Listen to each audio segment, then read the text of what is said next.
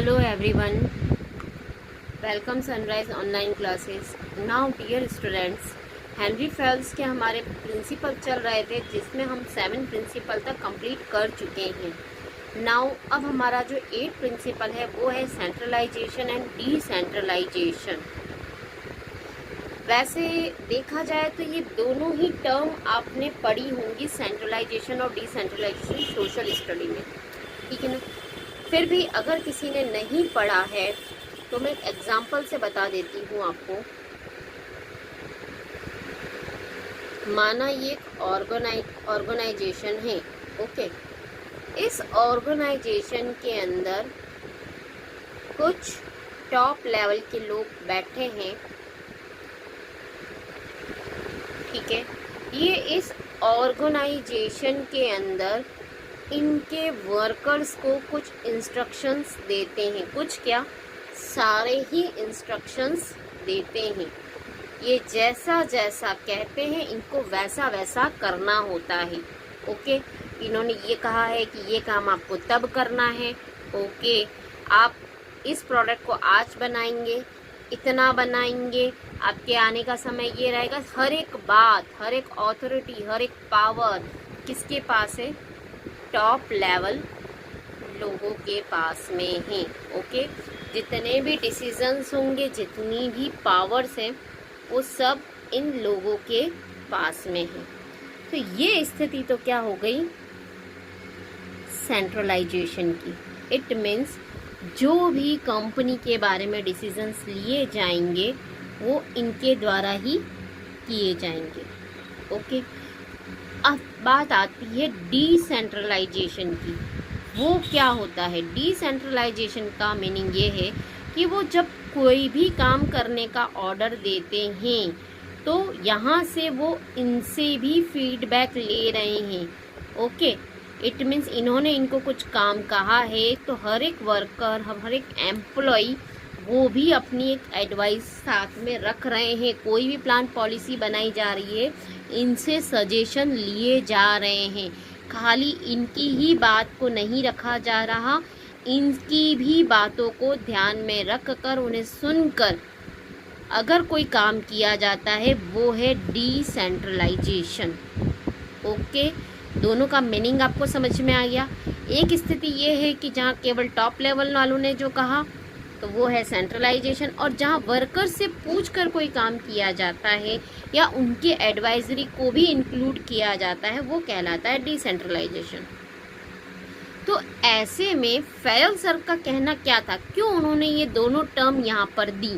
क्या ज़रूरत पड़ी? क्या कंपनी सेंट्रलाइज होनी चाहिए या कंपनी डिसेंट्रलाइज होनी चाहिए? आपको क्या लगता है? अगर सेंट्रलाइज कर दी जाए खाली तो जो ये कहेंगे वो करना है, तो इनकी निगाह में तो क्या हो जाएगा? मैनेजर तो हिटलर है, मतलब हमें कुछ सोचने की ज़रूरत ही नहीं, वो जैसा जैसा कहता है हमें कठपुतली की तरह करना है, क्योंकि हमारी तो कोई वैल्यू ही नहीं है. तो ये प्रॉब्लम आती है सेंट्रलाइजेशन ऑर्गेनाइजेशन में. अब अगर मैं कंपनी को डिसेंट्रलाइज कर लूँ तो मेरे पास जो वर्कर है, अगर मेरे पास ऐसे वर्कर हैं जो इनएफिशिएंट हैं, फ्रेशर हैं, अभी मेरे वर्कर इतने एफिशिएंट नहीं है, तो ऐसे में उनकी एडवाइजरी क्या मेरे काम आएगी? ये तो मेरी कंपनी को और डुबो देंगे. ज़रूरी नहीं है कि ये हर फील्ड का नॉलेज रखते हों. भाई मैं इनसे कह दूं कि मशीन कौन सी खरीदनी है, तो क्या ये मुझे सही गाइड कर पाएंगे? नहीं कर पाएंगे ना. क्या ये रॉ मटेरियल अच्छी क्वालिटी का है तो क्या ये मुझे गाइड कर पाएंगे? हो सकता है अगर एफिशिएंट वर्कर हो तो कर पाएगा, बट इनएफिशिएंट वर्कर है तो क्या मुझे गाइड कर पाएगा? नहीं. तो क्या कंपनी डिसेंट्रलाइज होना भी सही है? तो ऐसी स्थिति में ये कहा फेल सर ने कि इन दोनों का एक कॉम्बिनेशन आपको रखना है.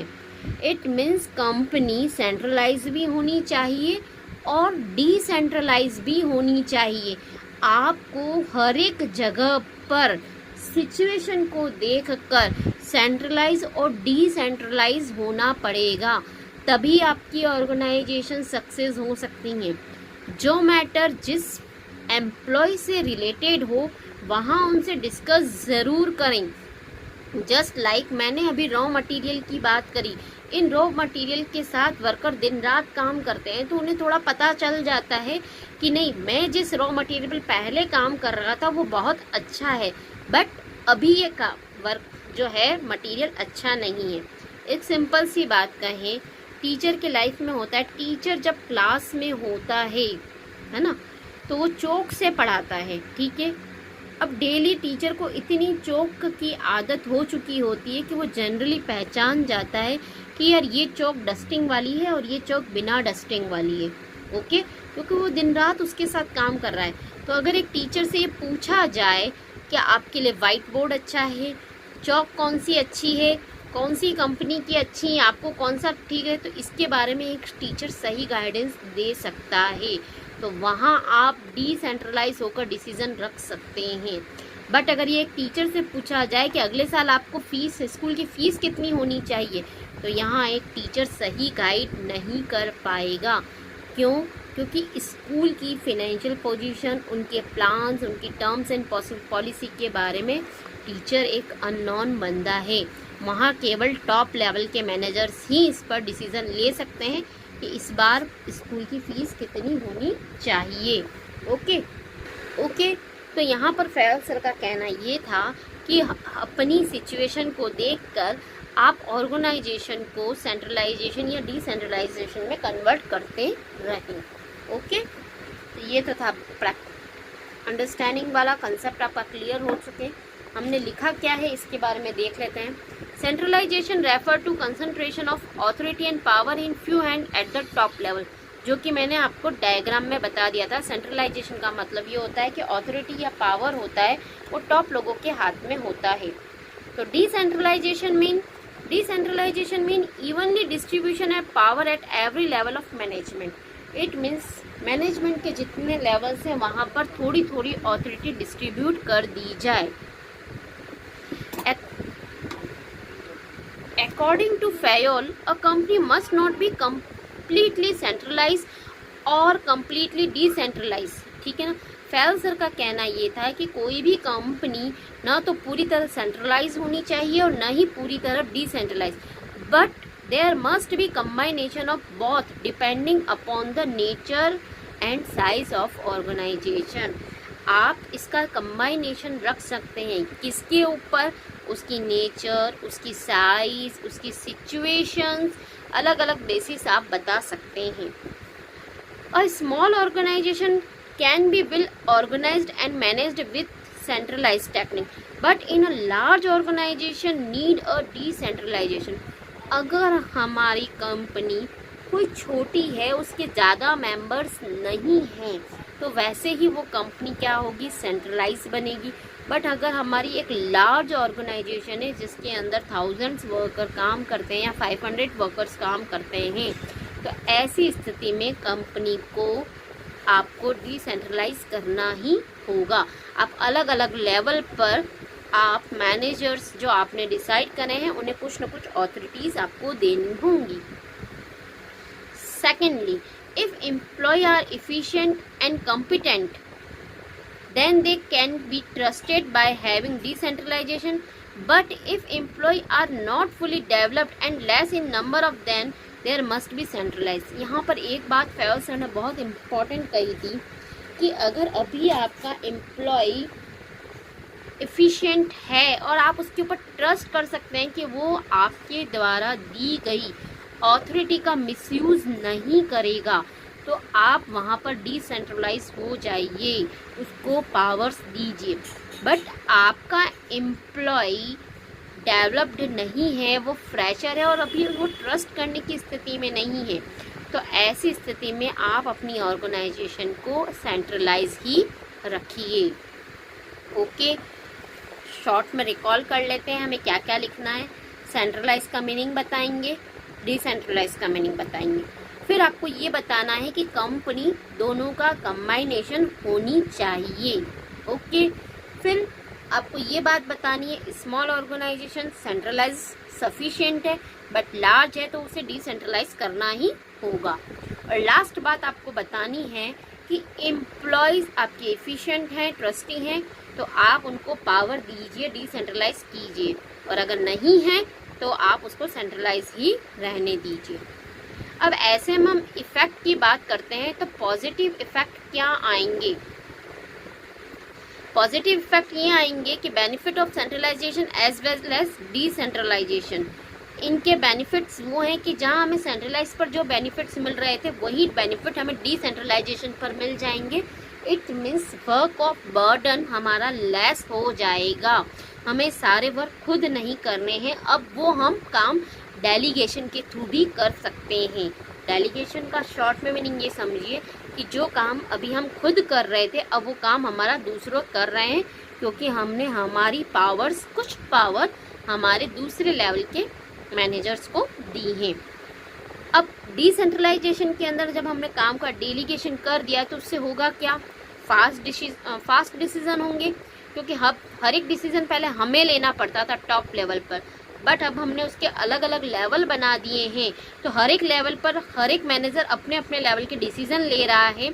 ऐसी स्थिति में डिसीजन क्या होंगे, फास्ट, वर्क भी क्या होगा, फास्ट होगा। बट अगर हमने वायलेशन किया तो complete centralisation will result in delay in decision. अगर आपने कंप्लीटली सेंट्रलाइज कर रखा है, किसी को कोई अथॉरिटी नहीं दे रखी है, तो ऐसी स्थिति में हर एक वर्क डिले हो जाएगा। जस्ट एक एग्जांपल लें कि नॉर्मली आपके स्कूल में कोई ना कोई टीचर एब्सेंट रहता है, अगर एडजस्टमेंट रजिस्टर में काम करने का काम भी एक प्रिंसिपल करने बैठे तो ऐसी स्थिति में आधा पीरियड निकल जाएगा और आपका एडजस्टमेंट टीचर भी आपकी क्लास में नहीं पहुंच पाएगा। क्यों? क्योंकि प्रिंसिपल के पास वर्कलोड बहुत है, तो ऐसे में उसको अपनी कुछ पावर्स किसी और को देनी होती हैं कि आप, अगर कोई टीचर नहीं आता है तो आपके पास ये पावर है कि आप किसी भी टीचर का एडजस्टमेंट लगा सकते हैं। ओके, ऐसी स्थिति में कोई भी क्लास खाली नहीं रहेगी और काम जो है टाइम से होगा। Complete decentralisation will result is misuse of authority. एक चीज़ और है कि अगर आपने कंप्लीटली डिसेंट्रलाइज कर दिया है तो कभी कभार क्या, मोस्टली उस ऑथोरिटी का मिसयूज होना शुरू हो जाता है।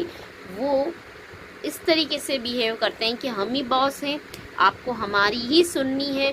तो ऐसी स्थिति नहीं करनी है, आपको पावर उतनी ही लिमिट तक करनी है जो कि उसकी पोस्ट को डेलीगेट करती हो। इट मीन्स वो पोस्ट के अकॉर्डिंग उस पोस्ट पर ज़्यादा ऑथोरिटी देना भी ऑर्गेनाइजेशन के लिए नेगेटिव रिजल्ट ला सकता है। क्लियर? आई होप आपको ये वाला टॉपिक समझ में आ गया होगा। नेक्स्ट प्रिंसिपल है हमारा प्रिंसिपल ऑफ स्केलर चेन। ये क्या चीज़ है? देखिए, कोई भी ऑर्गेनाइजेशन होती है वहाँ कम्युनिकेशन करने का एक सिस्टम होता है। जस्ट लाइक आपकी हम बात करें, आपके स्कूल में सबसे पहले डायरेक्टर हैं, इसके बाद प्रिंसिपल हैं, उसके बाद कोई इंचार्ज हैं,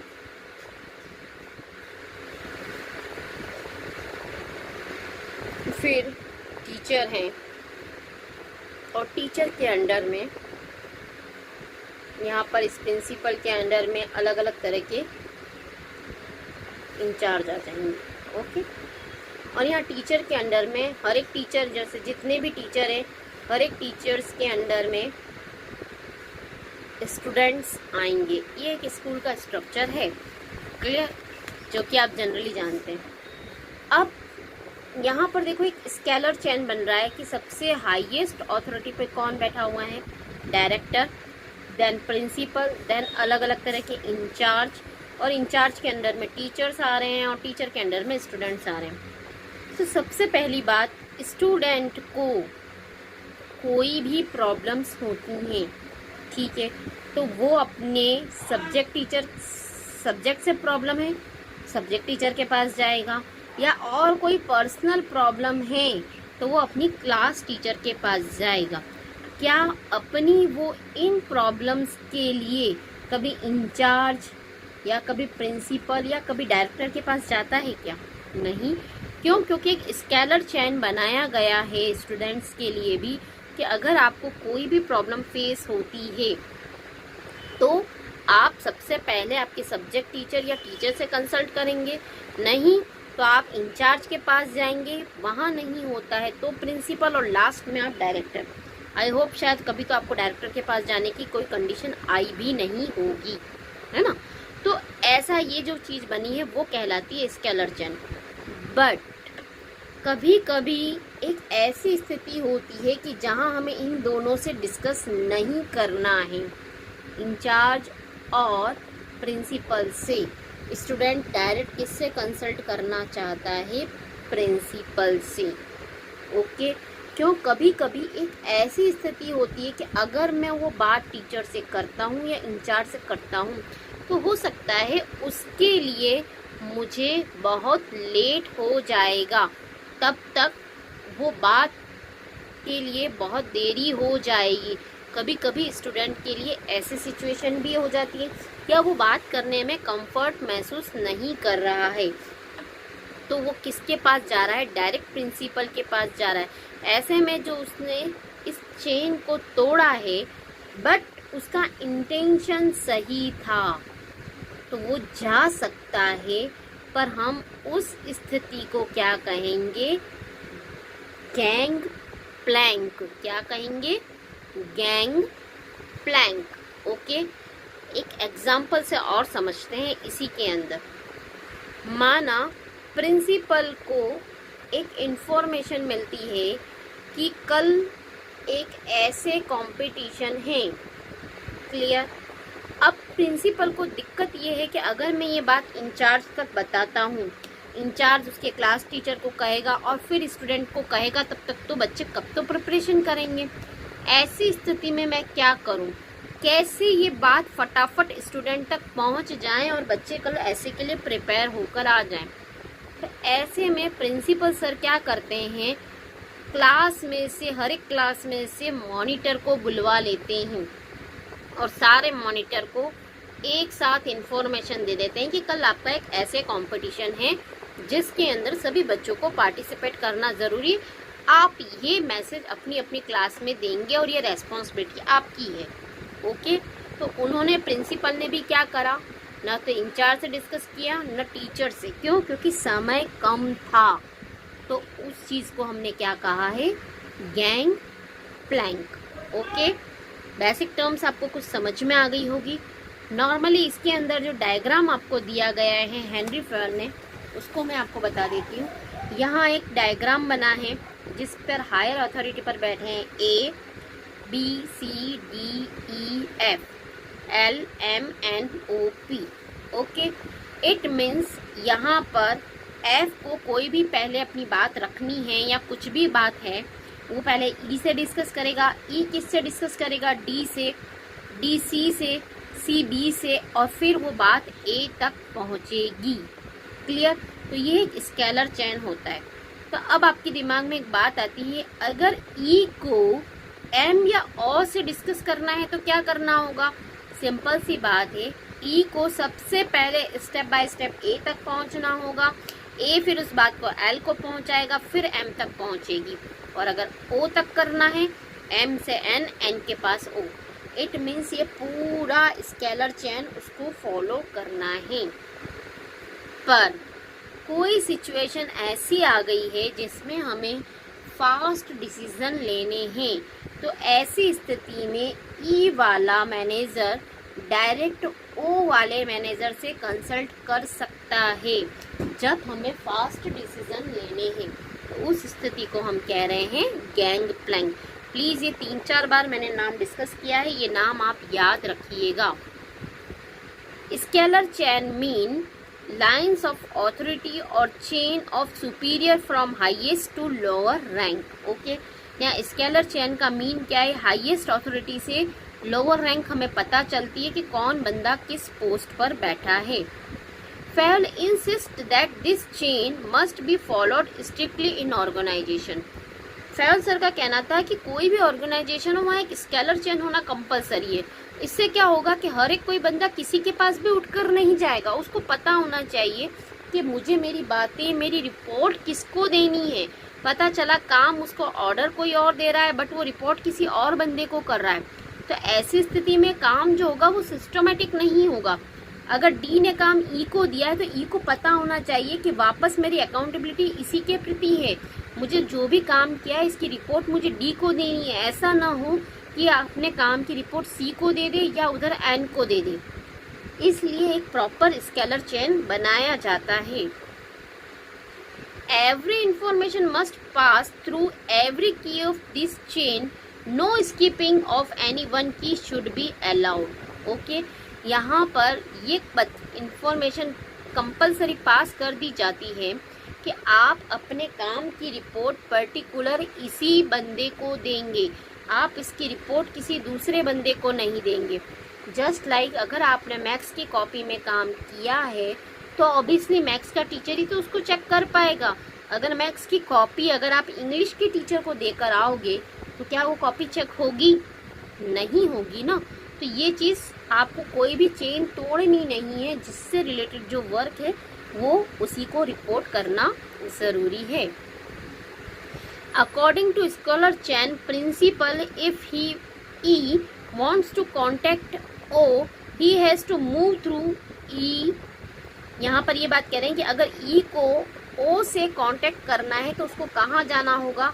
E को पहले D से बात करनी होगी, D C से करेगा, C B को कहेगा, फिर A तक पहुँचेगी, A L को बताएगा, L M को बताएगा, देन N को बताएगा एंड देन O तक पहुँचेगी। ये प्रॉपर चेन फॉलो करना कंपलसरी है। ऐसा क्यों है? अभी आप कहोगे कि मैडम इतनी बात में तो बहुत देर हो जाएगी। ये ऐसा इसलिए ज़रूरी है कि ऑर्गेनाइजेशन में क्या हो रहा है वो हर एक लेवल के हर एक लोगों को पता होना चाहिए। अगर आपने इन चीज़ों को स्किप कर दिया और दूसरे लोग इनसे जानकार नहीं रहे तो काम सिस्टमैटिक नहीं होगा। जहाँ पर भी जिस लेवल पर काम किया जा रहा है वहाँ हर एक लेवल के लोगों को पता होना कंपलसरी है। If this chain is broken, then there are chance of communication gap in the organization। अगर आप चेन ब्रेक करते हैं तो कम्युनिकेशन गैप आने की संभावना रहेंगी। मतलब ई ने ये डायरेक्ट ओ को दे दिया तो डी क्या कहेगा? मुझे तो पता ही नहीं, ई ने तो मुझे रिपोर्ट ही नहीं कराया, वो तो केयरलेस बंदा है, वो कोई काम करता ही नहीं है। उसकी मानसिकता यही बनी रहेगी। तो ई का एक नेगेटिव फीडबैक जाता है क्योंकि उसे यही नहीं पता था कि रिपोर्ट किसको करना था। But sometime following scalar chain become a long process, and if some important information has been passed, it get delayed. So in case of emergency and urgent information, FAIL permitted a shortcut chain which is called gangplank। अगर कोई एक ऐसी स्थिति है, कोई important information है जो हमें पास करना ज़रूरी है, तो ऐसी स्थिति में हम लेवल को स्कीप कर सकते हैं और जो हम शॉर्टकट अपना रहे हैं उसे हम क्या कहेंगे? Gang Planck. ये पैराग्राफ थोड़ा अच्छे से याद करके जाइएगा। What is a gang plank और कब यूज़ होता है? इमरजेंसी स्थिति के अंदर या इम्पोर्टेंट इन्फॉर्मेशन हमें कम्युनिकेट करनी हो। अब वही बात आ जाती है कि पॉजिटिव इफेक्ट क्या हैं और वायलेशंस क्या हैं। सिंपल सी बात है, अगर आपने पूरा मैटर आपने पढ़ लिया है, अगर हमने स्केलर चेन को फॉलो किया तो सबसे बढ़िया चीज़ हमारी क्या रहेगी? सिस्टोमेटिक फ्लो ऑफ इंफॉर्मेशन। जो भी इंफॉर्मेशन आ रही है एक सिस्टोमेटिक वे में आ रही है। No communication gap in the organisation. कोई भी कम्युनिकेशन गैप नहीं रहेगा। कोई व्यक्ति ये नहीं कह सकता कि हमें तो ये पता ही नहीं था। ओके, क्योंकि जो इंफॉर्मेशन है बिल्कुल फ्लो में आई है। बट अगर हम इसको फॉलो नहीं करेंगे तो इसी का अपोजिट बन जाएगा कि कम्युनिकेशन गैप बन जाएगा। और साथ में सबसे बड़ी दिक्कत ये आएगी, no clarity in authority, responsibility and relationship. इससे अगर ये नहीं रखा तो हमें यहाँ पर पता ही नहीं चलेगा कि किसके पास कौन सी ऑथोरिटी है, कौन हायर अथॉरिटी के बंदे हैं। यहाँ से स्केलर चेन में हम देखते हैं ए एक हायर अथॉरिटी है, बी है, एल उससे थोड़ी कम अथॉरिटी वाले हैं और यहाँ पर एफ और पी सबसे कम अथॉरिटी वाले बंदे हैं। तो यहाँ पर हर एक की अथॉरिटी के साथ साथ रेस्पॉन्सिबिलिटी भी क्लियर हो रही है। ओके, अगर आपने वायलेशन कर दिया तो हम ये जज नहीं कर पाएंगे कि कौन बंदा कितनी अथॉरिटी लेकर बैठा है। ओके, आई होप आपको प्रिंसिपल ऑफ स्केलर चेन अच्छे से समझ में आ गया होगा। ओके, नाउ अब हम चलते हैं नेक्स्ट प्रिंसिपल।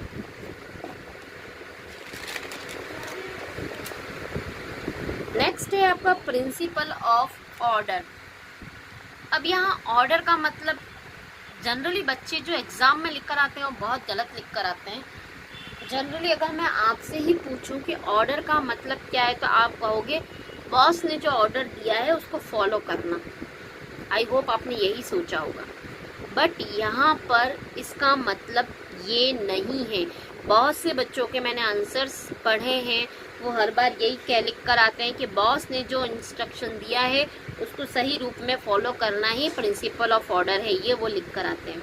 जबकि ऐसा नहीं है। यहाँ पर हमें ये चीज़ बतानी है कि आपको जितने भी ऑर्गेनाइजेशन के अंदर ह्यूमन रिसोर्सेज हैं या मटेरियल हैं, उनका एक प्लेस फिक्स्ड होना चाहिए। हर एक चीज़ एक फिक्स जगह पर मिलनी चाहिए। कैसे? एक एग्जांपल लेते हैं। माना ये एक बैंक है, इस बैंक के अंदर अलग अलग ऐसे कुर्सी टेबल लगे हुए हैं, ठीक है, बट यहाँ पर इन कुर्सी टेबल पर बंदे भी हैं। ओके, ठीक है। अब क्या हो रहा है, जैसे ही कोई कस्टमर आता है तो यहाँ पर कोई भी चीज़ कहीं भी आइडेंटिफाई नहीं हो रही है इसमें कैशियर कौन है, ठीक है, क्योंकि ना तो कोई नेम प्लेट है, ठीक है। थोड़ी देर में ये बंदा क्या होता है, यहाँ बैठा था, 5 मिनट बाद उठकर ये बंदा यहाँ आ जाता है और ये बंदा यहाँ उठकर यहाँ आ जाता है, ठीक है। फिर ये बंदा यहाँ जा रहा है, ये बंदा यहाँ आ रहा है।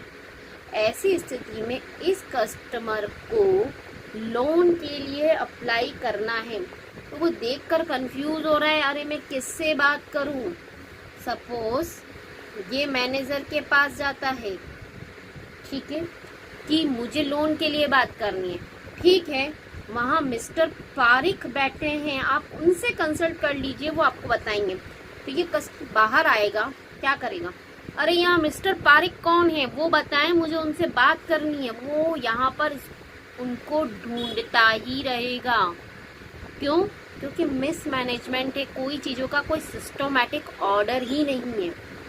इट मीन्स यहाँ हम एक कैशियर की बेंच लगा दें और यहाँ एक नेम प्लेट हो कैशियर, ओके, यहाँ एक नेम प्लेट लगा दे पासबुक प्रिंटिंग, यहाँ कस्टमर सर्विस, ओके, यहाँ पर ऑफिशियल मैनेजमेंट, ओके। ऐसी स्थिति में इसको क्या मैनेजर के पास जाने की ज़रूरत है? नहीं, ये सीधा इसके पास जाएगा। इसको ये भी नहीं पूछना पड़ेगा कि मिस्टर पारिक कौन है, ये चीज़ भी कहने की ज़रूरत नहीं है। यहाँ जाएगा, काम किया और वापस रिटर्न। ऐसी स्थिति में उसका और बैंक वालों का कितना समय बचा, ना तो मैनेजर का टाइम बिगड़ता, न ही इस कस्टमर का टाइम बिगड़ता। तो ऐसी स्थिति में यहाँ पर फैल सर का कहना ये था कि चाहे आपके मैन हो, चाहे आपके दूसरे मटेरियल हो, है ना, ये सारी चीज़ें व्यवस्थित होनी चाहिए।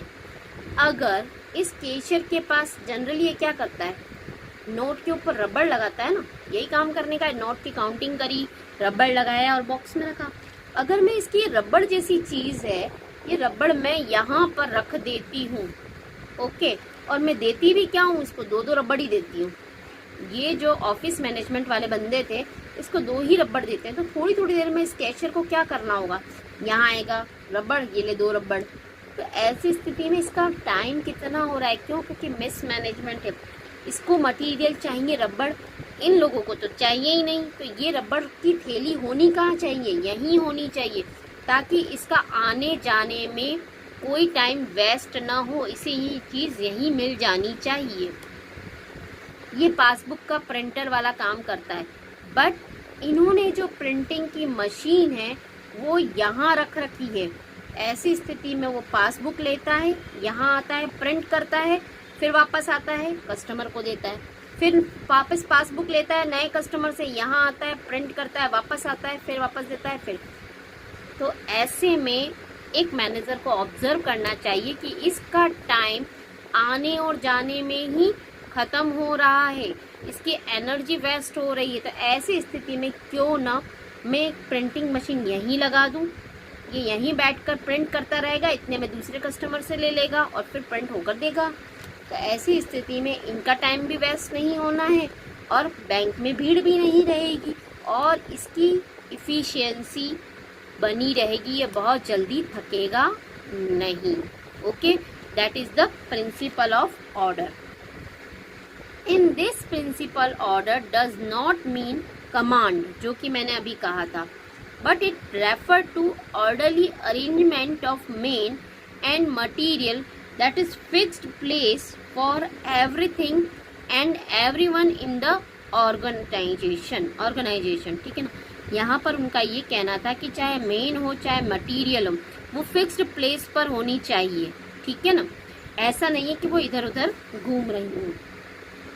Fayol insists that there must be a fixed place to keep every material and thing used in the organization and fixed place or seat or cabin for every employee of organization so that no time and energy is wasted in search of any material and any person। अगर आपने main और material के place fix कर दिए हैं तो उन्हें ढूंढने में समय वेस्ट नहीं होगा। एक सिंपल सी बात है, अगर ऑफिस के अंदर कैंची भी सही जगह नहीं होती है ना, तो हमें ढूंढने में समय वेस्ट होता है। तो हर एक मटेरियल को आप सही जगह रखें। ओके, अगर टीचर्स के लिए स्टाफ रूम नहीं होगा तो आप पूरी स्कूल की बिल्डिंग के अंदर टीचर्स को ढूंढते रहेंगे। आपको पता है कि फला टीचर स्टाफ रूम में मिलता है फ्री होने के बाद, आपको कहाँ जाना है, स्टाफ रूम में। अगर स्टाफ रूम होगा ही नहीं तो आप क्या करते, बिल्डिंग में घूमते ही रहोगे, अरे टीचर कहाँ बैठा है। तो ऐसा नहीं होना चाहिए। If a worker is in need of tool, he must know in which box or tool room it will be found. If no fixed place is given, then worker will waste his time and energy in search of tools. बहुत बार workers का सबसे बड़ा time waste कहाँ होता है, tools को search करने में चला जाता है। अगर टूल्स टाइम पर अवेलेबल नहीं होंगे तो वर्क पेंडिंग रहेंगे। इसके पॉजिटिव इफेक्ट्स क्या हैं? No wastage of time in search of men and material. सबसे पहला, आपका टाइम वेस्ट नहीं होगा, smooth and systematic working conditions रहेंगी। और जस्ट इसका अपोजिट कर लें, violation, wastage of time and energy in search of man and material. अगर आपने हर एक चीज़ की प्लेस डिसाइड नहीं कर रखी है तो आप उन चीज़ों को ढूंढते ही रह जाएंगे। No able to contact the people at the right time. आप पीपल से सही समय पर कांटेक्ट नहीं कर पाएंगे। ओके, इट मीन्स आपको एमडी से काम है बट एमडी की कोई केबिन ही नहीं है, तो आप पूरी ऑर्गेनाइजेशन में ढूंढते ही रहेंगे कि अरे एमडी वाला बंदा कहाँ मिलेगा, एमडी कहाँ मिलेगा। क्या आपने एमडी को देखा है? नहीं, हाँ वहाँ गए, अरे अभी तो यहाँ आए थे, अभी वहाँ गए हैं। ओके, तो ऐसी स्थिति के अंदर आपका टाइम सर्चिंग में चला जाएगा और कांटेक्ट का टाइम भी रह जाएगा। ओके, आई होप आपको समझ में आ गए होंगे। नेक्स्ट 4 प्रिंसिपल और रहे हैं, वो हम अगली वीडियो में डिस्कस करेंगे। Okay, thank you.